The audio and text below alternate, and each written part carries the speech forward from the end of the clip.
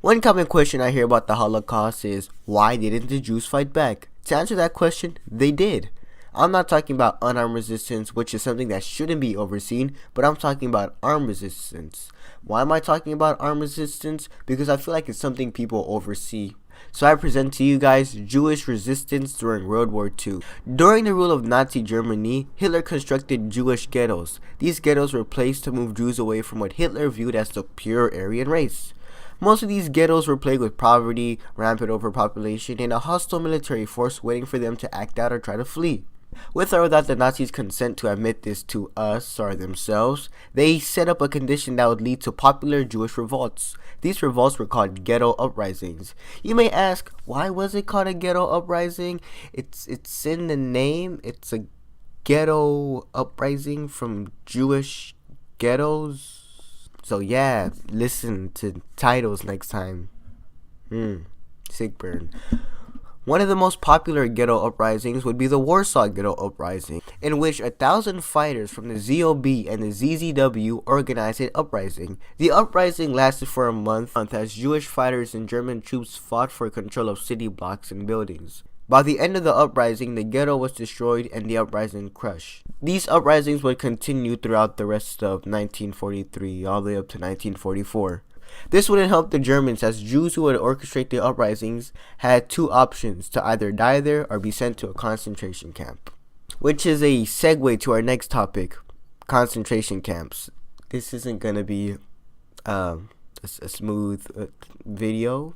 Well, everyone has heard of concentration camps, or so I hope they do and they believe it happened. Most people are unaware that uprisings did happen in these camps, one being at the Treblinka extermination camp, in which prisoners were able to break into the camp's armory after forging some keys. They then just started handing guns out to people. Unluckily for the plotters though, one plotter was caught, so the revolt began premature, leading to the killing of 7 guards, the destruction of a field truck, the burning of an army's barrack. By the end of the uprising, 1,500 inmates were killed, but 70 people escaped. This wasn't an isolated thing, as I alluded to in the earlier segue. An uprising was led by a Polish prisoner called Leon Fidlhindler. And Soviet prisoner Alexander Przhtinsky. I'm not good at saying names. At the start of the uprising, 11 guards were covertly killed by inmates. While the plan was to kill all the guards secretly and then just walk out the base, the plan went south when they forgot to hide the bodies, thus causing the prisoners to make a run for it. By the end of the uprising, over 300 inmates escaped.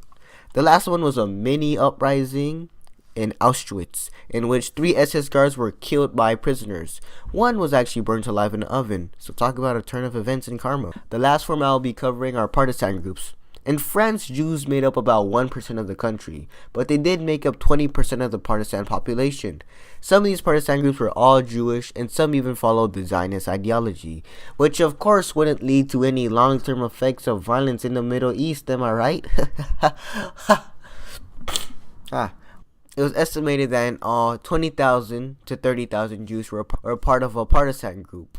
So yeah, this was my video about Jewish resistance during World War II. And yeah, we're about to hit 100 Bosnians or subscribers. So yeah, I might release a video. I'm going to just leave it at that. Also, if you liked it, check out this video about whatever my newest upload is. Check out this video, which is probably about Iraq. Probably. Subscribe, and Pakistan Zindabad.